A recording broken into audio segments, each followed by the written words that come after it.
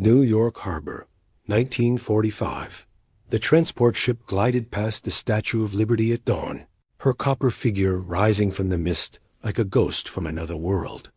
Below deck, 23 German nurses stood pressed against porthole glass, watching America emerge from the Atlantic fog. They wore Red Cross armbands, torn and stained from North Africa. Their hands trembled against the cold metal. They expected prison camps. They expected interrogation rooms and barbed wire. Instead, the harbor opened before them like a promise neither beautiful nor cruel, simply impossible to understand. Tunisia, February 1943. The field hospital collapsed in 12 minutes. Ilse Schneider pressed gauze against a soldier's chest wound, while artillery fire walked closer through the olive groves. She was 26 years old. She had trained at Karaite Hospital in Berlin, where professors taught anatomy in Latin and precision like religion. Now she worked in canvas tents that smelled of gangrene and dust, where flies gathered thick as curtains over the operating tables.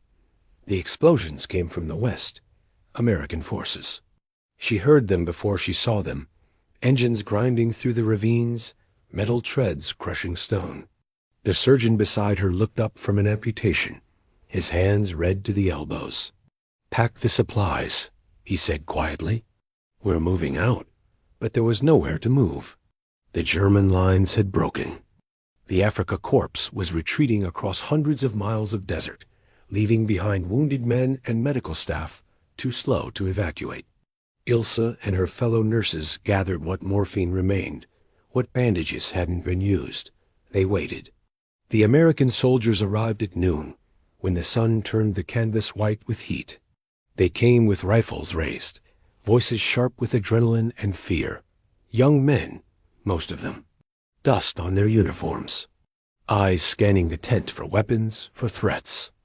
Ilse stood beside the operating table with her hands visible, palms up, blood soaked through her apron. Around her, 17 other German nurses did the same, hands raised, breath shallow, waiting for whatever came next. A lieutenant stepped forward. He was perhaps 23, with a southern accent that softened his consonants. "Y'all medical personnel?" he asked. Ilse nodded. "Krankenschwestern," she said. Then, in broken English, "We are nurses." The lieutenant lowered his rifle. Behind him, his men did the same. "Secure the wounded," he called over his shoulder. Then to Ilse, "Anyone here gonna give us trouble?" She thought about answering, thought about explaining that they were medical staff, protected under Geneva Convention protocols, trained to serve whoever needed care. But the words tangled in her throat, and she only shook her head. "Good," the lieutenant said. "We're taking you in." They traveled by convoy through the desert, and by ship across the Mediterranean to Algiers. Ilse kept a diary throughout, writing in small, careful script that filled page after page. Later historians would find those entries remarkable for their emotional restraint, observations of landscape and weather, careful notes about American military procedures, almost nothing about fear. "The American soldiers share their rations," she wrote on March 4th. "Canned meat and crackers. They joke while they eat." I cannot understand the jokes. In Algiers, the nurses were processed through a detention facility that smelled of salt air and diesel fuel. Military police took their photographs, fingerprinted them, asked questions through translators who spoke German with strange accents. Name, age, rank, unit, service history. Ilse answered truthfully. She had nothing to hide. She had treated wounded soldiers, German and Italian both, in field hospitals that moved with the front lines. She had never fired a weapon, never belonged to any political organization. She was a nurse, trained by the Red Cross, bound by oaths older than the war itself. The American officer reviewing her case was a woman, Captain Margaret Sullivan, Army Nurse Course. She read through Ilse's file with sharp, careful eyes, then looked up. "You speak English?" she asked. "A little," Ilse said. "I am learning." Captain Sullivan studied her for a long moment. "We're sending you stateside," she said finally. Labor shortage. We need medical staff in military hospitals. You'll work under supervision. No contact with German POs. You understand? Ilsa understood that she had no choice. She nodded. Good. Captain Sullivan closed the file. You'll ship out next week. The Atlantic crossing took 14 days. The nurses traveled in the hold of a Liberty ship, sleeping in hammocks strung between cargo pallets. The vessel rolled through storm swells that sent equipment sliding across the deck, that filled the air with the smell of vomit and diesel. Elsa lay in her hammock, listening to the engines throb, feeling America approach like something inevitable and strange. She had been told about America, about its wealth, its softness, its corrupted culture, about jazz music and Hollywood films, about a people too comfortable to understand sacrifice. The propaganda had been thorough, delivered in training sessions and radio broadcasts that played in hospital corridors. Americans were weak. Americans were materialistic. Americans would collapse when the war demanded real courage. But lying in that hammock, feeling the ship climb each wave, Ilsa found herself uncertain of what she had been taught. New York Harbor appeared at dawn on March 19, 1945. The nurses crowded at the portholes, watching the skyline materialize through the mist. Buildings rose higher than anything in Berlin, steel and stone climbing toward clouds that seemed close enough to touch. The Statue of Liberty stood in the harbor, her torch raised, her copper skin green with age. Ships moved everywhere, destroyers and cargo vessels, and tugboats threading through the channels with purposeful grace. An American guard stood nearby, watching them watch the city. First time? He asked. Ilsa nodded. She couldn't speak. The scale of it overwhelmed her. This city untouched by bombs, these buildings standing whole and clean against the morning light. In Berlin, entire neighborhoods lay in rubble. Here, glass windows caught the sun and threw it back like promises. Wait till you see the hospitals, the guard said. Cleanest places you ever did see. They assigned Ilsa to Walter Reed Army Medical Center in Washington, D.C. The building sprawled across acres of manicured lawn, white stone gleaming in the spring sunlight. Inside, the corridors smelled of antiseptic and floor polish. Electric lights blazed from every ceiling. The wards stretched in long, precise rose beds with white sheets, windows that opened to let in air, equipment so new it still carried factory shine. Ilsa stood in the main corridor, holding her small canvas bag, staring at the abundance.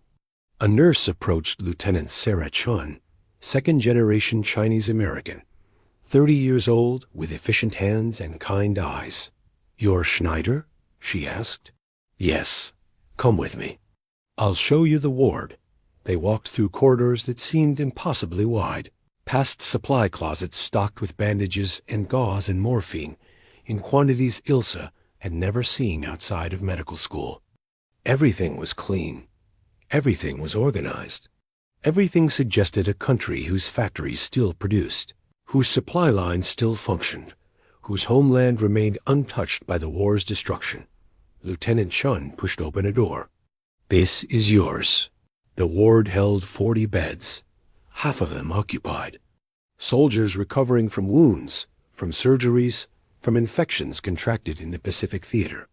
They lay propped on pillows, reading magazines, playing cards, talking in quiet voices that carried across the room.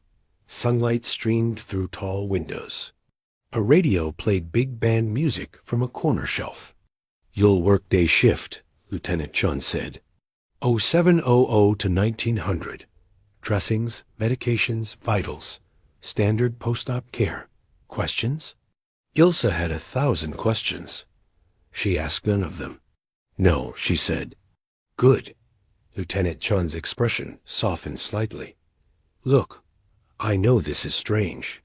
For you and for them." She gestured toward the beds. "But we're all medical professionals here. We do the work. The rest," she shrugged. "The rest works itself out." The soldiers stared. Ilsa felt their eyes follow her as she moved through the ward-checking charts. adjusting IVs, distributing medications from a rolling cart. She kept her movements precise, professional, exactly as she had been trained. She did not make eye contact. She did not speak unless spoken to. She became invisible through perfect competence. But invisibility was impossible. "Hey," a voice called from bed 7. "You're German, right?" Ilse paused at bed 8, marking a temperature reading on the chart.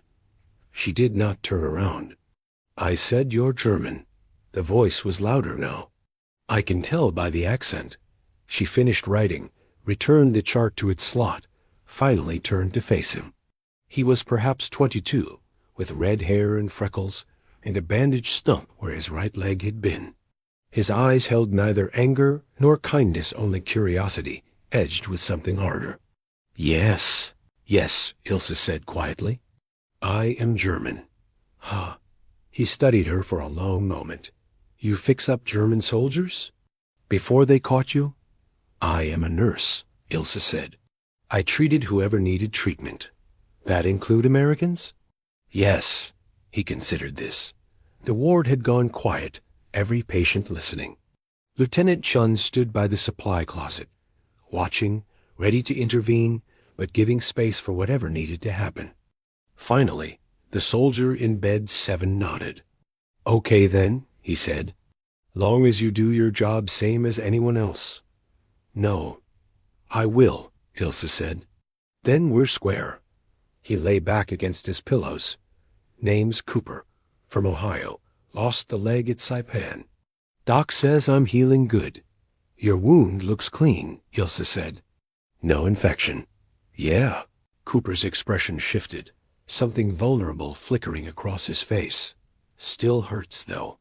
Like it's still there, you know? Like I can feel toes that ain't there no more." Ilse knew. She had seen it before, this phantom sensation that haunted amputees. "It will fade," she said gently. "With time. Hope you're right." Cooper closed his eyes. "Thanks, nurse." Days became weeks, became months. Ilse fell into the hospital's rhythm shift changes and medication rounds, dressing changes and chart reviews. The work itself was familiar, the same fundamental tasks she had performed in field hospitals across North Africa. But everything else felt dislocated, strange, like living inside a dream where the rules kept shifting. The abundance overwhelmed her most. At Walter Reed, supplies never ran short. When she needed gauze, the supply closet held boxes stacked ceiling high. When she needed morphine, the pharmacy dispensed it without hesitation. When surgical instruments broke, new ones appeared the next day. There was no rationing, no desperate conservation of resources, no moments of having to choose which patient received the last dose of antibiotics. America, she was learning, fought its wars from a position of impossible wealth. But it was the small human moments that confused her more than the supplies. One afternoon in May, she was changing Cooper's dressing when he suddenly asked, "You got family back in Germany?" Ilse's hands paused. "My mother," she said carefully. "In Berlin?" "You hear from her?" She secured the bandage with medical tape, not looking at his face. "Not since I was captured." "That's rough." Cooper's voice carried genuine sympathy. "My ma writes every week. Can't imagine not hearing from her." Ilse said nothing. There was nothing to say. Her mother lived in a city being bombed nightly, where apartment buildings collapsed and streets filled with rubble. If she was still alive. If the letters could reach her. If any of it mattered when the entire world was burning. "Hey," Cooper said softly. "She's probably fine. Berlin's a big place. Lots of basements to hide in." Ilse finished the dressing and moved to the next bed. Behind her, Cooper lay back, looking up at the ceiling with an expression that suggested he understood more than he was saying. June 1945. The war in Europe ended. Ilse heard about it from Lieutenant Chun, who found her in the supply closet counting inventory. "It's over," Chun said quietly. "Germany surrendered. Unconditional." Ilse set down the clipboard she was holding. Her hands did not tremble. Her breath stayed even. She felt nothing, not relief, not grief, only a vast emptiness where emotions should have lived. "You okay?" John asked. "Yes," Ilse said. "I am working." "Take the day," John said. "Go to your quarters. Process this." But Ilse returned to the ward. There was work to be done, bandages to change, medications to distribute, temperatures to record. The patients needed care, and she knew how to provide it. Everything else could wait. The ward was subdued. The soldiers lay in their beds, listening to radio broadcasts. Hearing the news repeated over and over, Germany had fallen. The regime had collapsed. The war in Europe was finished. Some men cried. Some laughed. Most simply stared at walls or windows, trying to understand what it meant to survive, to have made it through something that had consumed so many others. Cooper caught Ilse's eye from bed 7. He didn't speak, didn't offer sympathy or celebration. He simply nodded once acknowledgement, without judgment. She nodded back. 3 weeks later, the ward staff learned it was Ilse's birthday.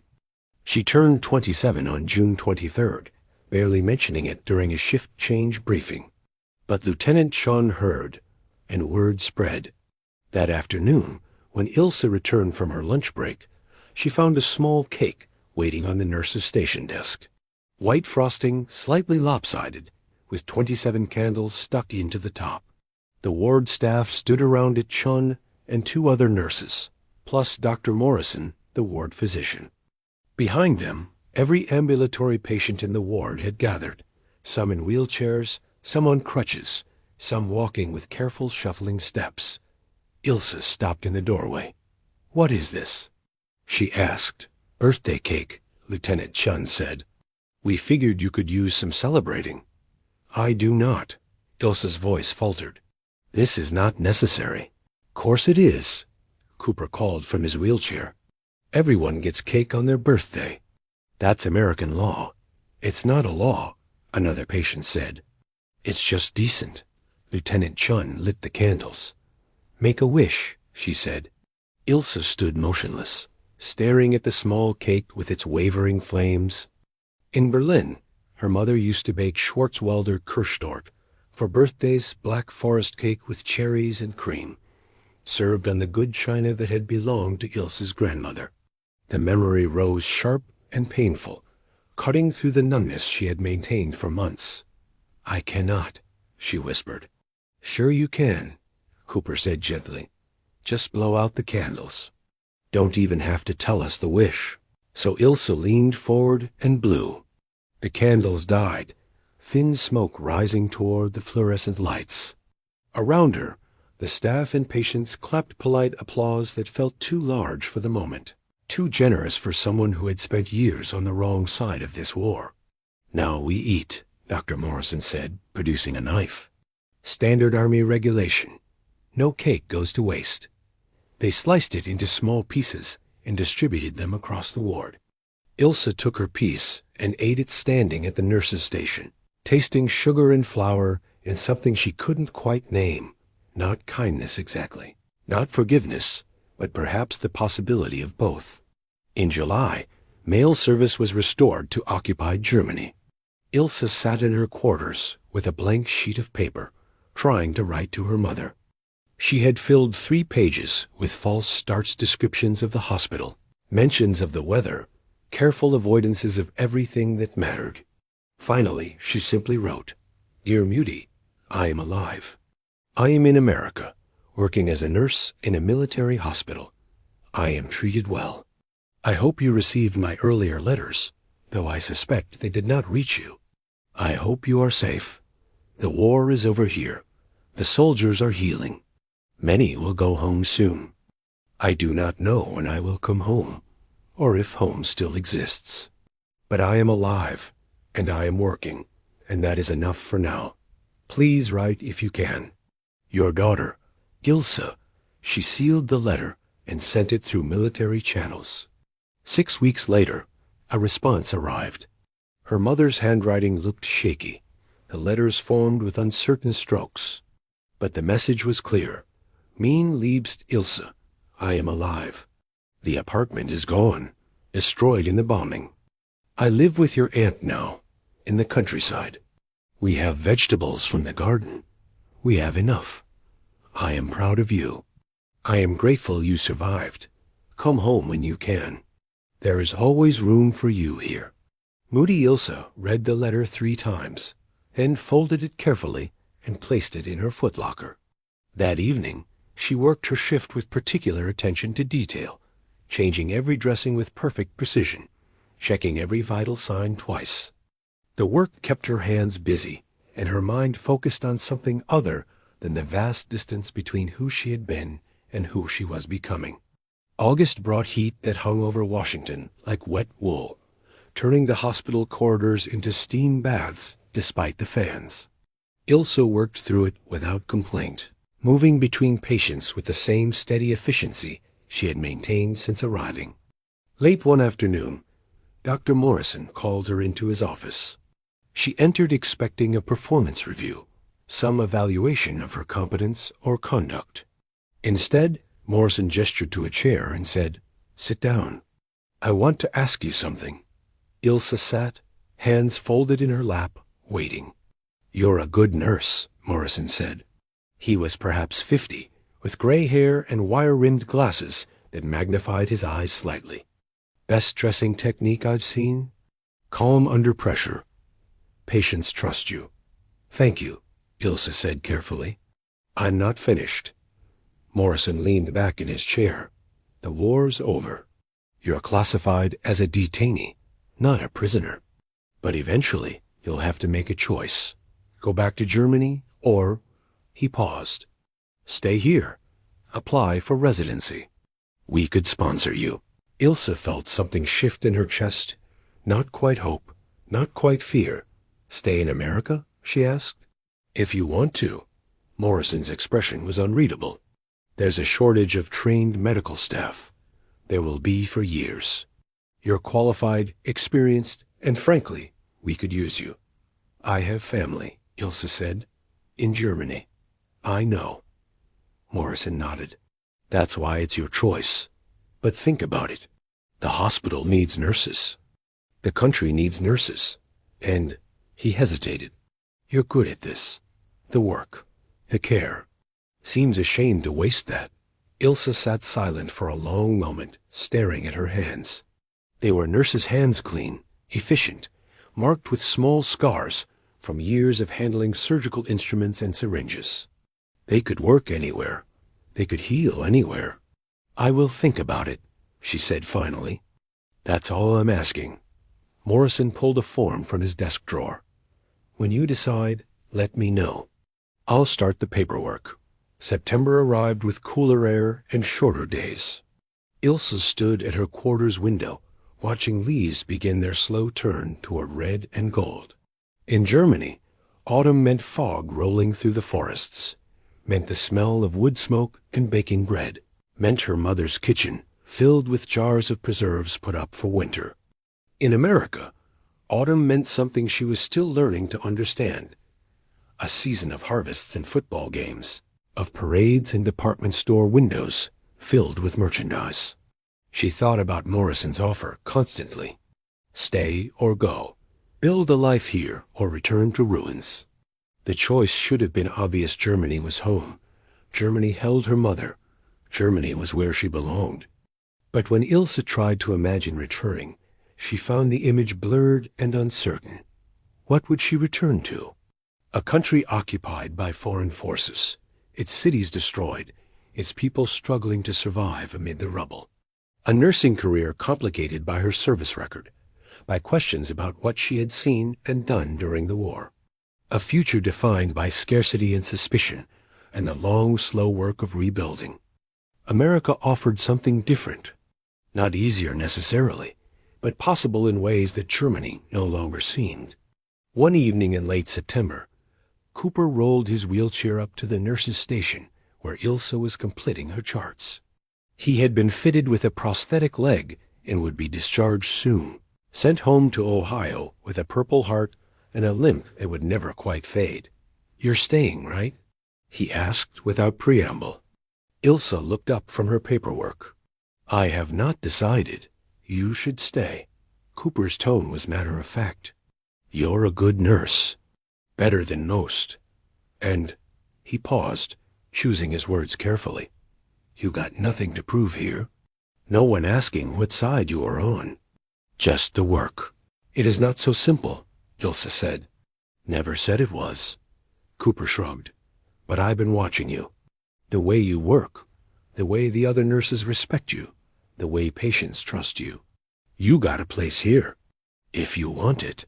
Ilsa returned her attention to the chart she was completing. Thank you, she said quietly. Just think about it. Cooper wheeled toward the door, then paused. And hey, if you stay, look me up someday. I'm going to Ohio State, studying engineering on the GI Bill.